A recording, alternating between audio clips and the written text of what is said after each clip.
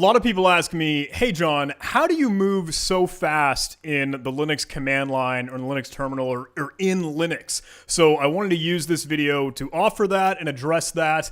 So let's dive in. Step number 1, uninstall tmux. I'm just kidding. It's a joke. It's a joke. I know all of you tmux fanboys are going to grab your pitchforks and beat me up and take my lunch money. It's a joke. All right, let's do it for real now. Let's do it for real. So, as I mentioned, I do not use tmux personally. I see the value in it. I see the love. Originally, I actually used Screen for a long, long time, but I am now and probably always will be intend to recommend to people to use Terminator. So Terminator is a GUI application. I mean, it's just a regular shell emulator, but it offers you the terminal multiplexing and the split screens and the control that you'd like with tmux and that sort of thing in a different way. So it's not all console based. So sure, if you're working like a TTY, you won't be able to use it, but in a regular desktop interface that you might tend to use, if you like to use that, it is a great option, in my opinion. So if you do not have Terminator and you're working on a Debian-based system or an Ubuntu-based system or whatever you would like to think, if you have apt or apt-get or aptitude as your package manager, you will end up running sudo apt install Terminator. Sudo, of course, so you'll end up wanting to type in your password, so you'll offer the super user permissions, and I already have it installed in my case. And I'm using Terminator right now. So the benefit of using Terminator is that you could modify the keyboard shortcuts and set them to whatever you'd like, the same way you could do with tmux or Screen or any other application you'd like, and make them what is super duper comfortable for you. And I would recommend pouring some time into that, just configuring your own keystrokes, because it's super convenient. So I tend to like to stay on the keyboard, and I don't like to go move my mouse. I'm a keyboard junkie, but I don't use a mouse, right? I'm on my laptop. I don't have I have a trackpad, and that's it. I'm not using a full-length keyboard, so I tend to stay compressed and kind of like tied to that. So I like to use like the super key and the control key and the alt key to be able to bounce around and do things. That's why you see me frantically alt tab and switch windows and all that. So what I have set in tmux to be able to, what I have set in Terminator, and the antithetical when I say tmux to the whole video, what I have set in Terminator is the split screen keyboard shortcuts using the Windows key or the super key to be able to split my screen in one direction. So if I use my Windows key to the right and I hit the right arrow key, I'll get a vertical split. So that way it looks like, okay, I'm just splitting the window in half like that. And I can hold down Control and hit plus to be able to zoom in and out. You can also use the trackpad or just like regular scrolling to be able to zoom in and out in a window. And I do that as often as I can when I record videos for you, so you can actually like see the content. And the benefit of that is that Terminator by default has the keystroke of Alt up and down or left and right to be able to move between these split screen windows. PWD, DIR, etc. Who am I, ID, and just bop around. I use Windows key down to be able to create another horizontal split, and then I can do the exact same thing in here. That's kind of handy. So when you're using Bash, obviously you want to be using your up and down arrow keys to scroll through your recent command history, and that is going to be super duper helpful for you if you end up running the same command multiple times. Make sure you're in a regular PTY, so you could go ahead and like select things with the tab autocomplete. Start to type in one word or whatever you're looking for, and then press tab to autocomplete it, or tab if you need to. Even think of different ideas like as what you might be typing in. So if I were to type in AP and then start to hit tab to see the list of options as the commands that I could run, that is the benefit there.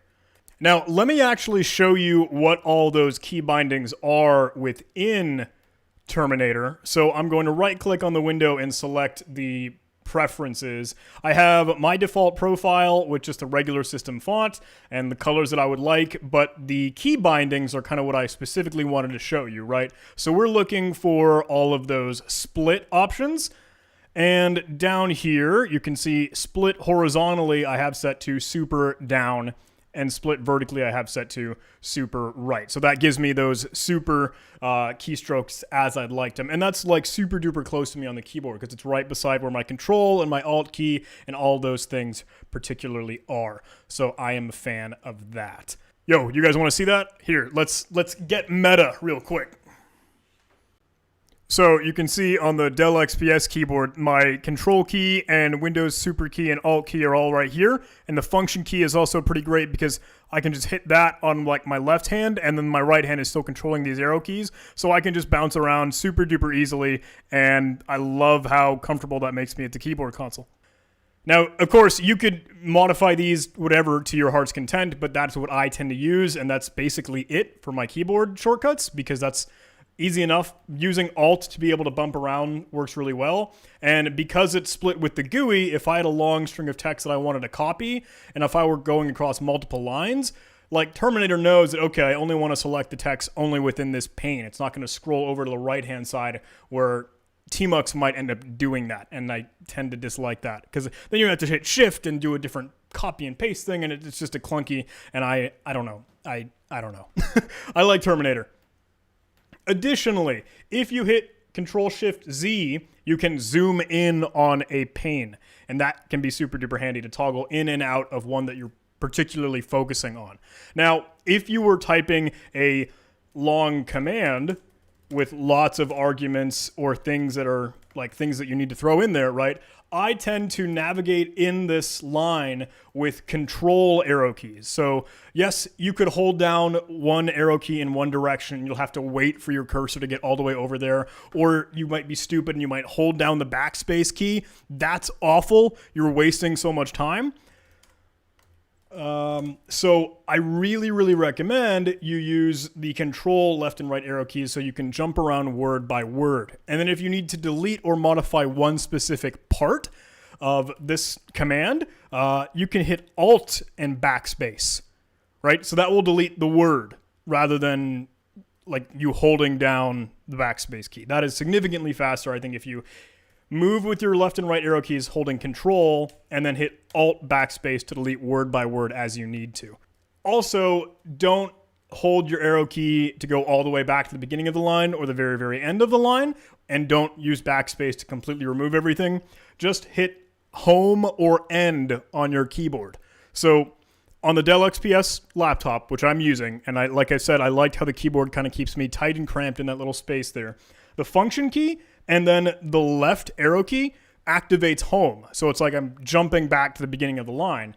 Same thing with function key and the right arrow key. That brings me to the end of the line. So that is significantly faster to be able to move left and right and still using the arrow keys with control as needed to jump word by word. That is super duper handy. And then if you needed to delete everything, if you were just like done with this line, you can hit Control U on the keyboard. And that will delete the entire line. The entire line, Control U. Now note, when you use Control U, that's deleting the entire line from where your cursor is. So if I were to have that same, this is a long command, please sub.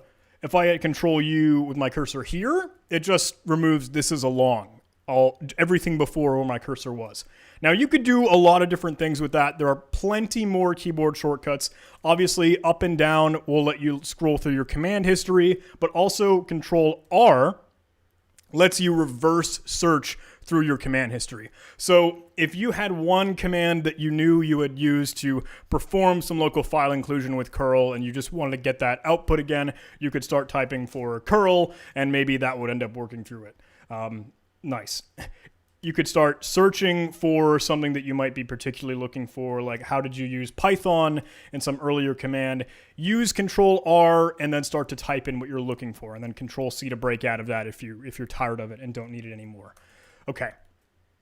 Now, another thing back in the Terminator preferences, one thing that I really, really like about this in Terminator just as well, is that if you wanted to, you could create multiple profiles. So different panes could be set with different profiles. So if I were to add, literally, I'll just keep it super simple, right? I will add another profile, but I'll call it like white or something. And then if I were to change the colors, rather than like gray on black or white on black or whatever, I'm going to end up using black text on a white background.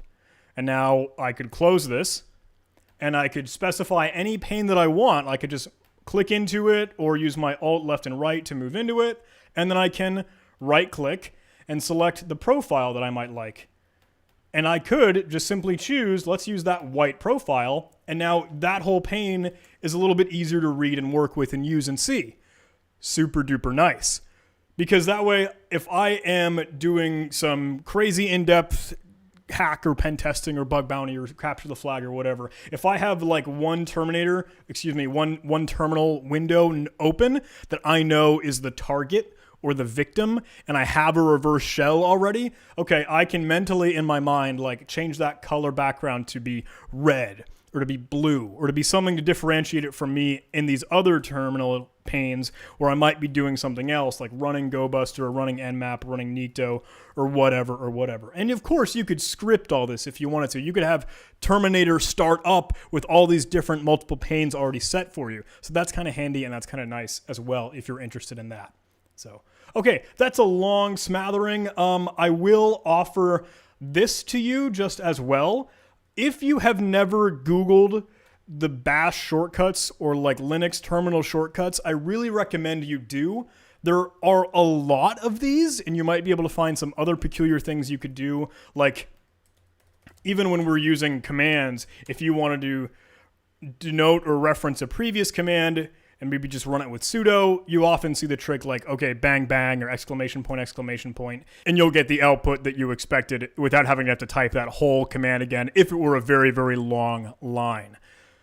Now, there are plenty of other of those, right? So this resource is one of the Google results that just simply comes from searching for bash keyboard shortcuts or Linux terminal hotkeys or whatever. And you can note, okay, go to the beginning of a line, go to the end of a line. Delete characters, the same thing that I was showcasing Control U. There's also Control K to clear everything after a cursor. Of course, clear the screen with Control L, stop whatever's running or exit the shell. This one's kind of neat. Swap the last two characters before the cursor with Control T. You can copy and paste with some individual like keyboard, internal clipboard. You can undo things with Control _, so you might need Shift for that as well. And there are a lot of potential options and things. Same thing with searching through history. You could do the backwards recursive search, or you could even use Control S to search forward, starting at the current line and moving down to the history. That's kind of neat.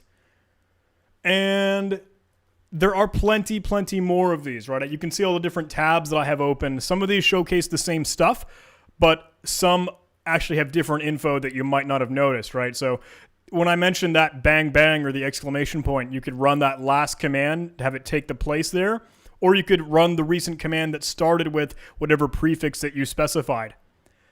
Or you could even print it out, so you don't have to run it exactly. If you weren't sure what it was, you could just add a :p to print it. The last word of the previous command, print out the word that this $ would substitute. There are a lot of things you can do. Previous command except for the first word. That's pretty handy because that way you just get the arguments of things of a previous command or print out what that would substitute, etc. So a lot of neat things you can do, and there are a ton of these. So please Google around, see what you might particularly like, and see if any of those would be helpful for your workflow, and then just adopt them into your workflow. Just like, okay, try and add that into a mind mapping or some muscle memory that you end up using while you are working through the command line in the terminal. And I would really recommend that. But my stuff, honestly, it's super basic. It's super simple. I just try to split the screen and jump over to that new shell very quickly because I've got a new idea and I want to go start something else or do some enumeration in the background, whatever the case may be. But there are tons of resources out where you could get familiar with some of these hotkeys and these keystrokes, and you can do the exact same thing if you want to set some of these. It's a whole world, right? There's a whole lot of customization and configuration you can do, but there are so many resources that showcase and explain it. I would recommend you go take a look. Hey, just to wrap this video up, look, I like Terminator personally, and that's just me. You obviously, of course, are a different person. So if you have a different workflow, or if you prefer different tools or different utilities or different software, like, more power to you, right? I encourage you to find your own workflow and use what works best for you. But I did want to share, hey, this is what I tend to use because some people ask about that sort of thing. But don't treat it as gospel. Don't think like, oh, this is the way or whatever. This is the way, my queen. Use what you like. Do what you like to do it and put forth, I don't know, your own practices and stuff that you think will work best for you. So that's it. That's the takeaway.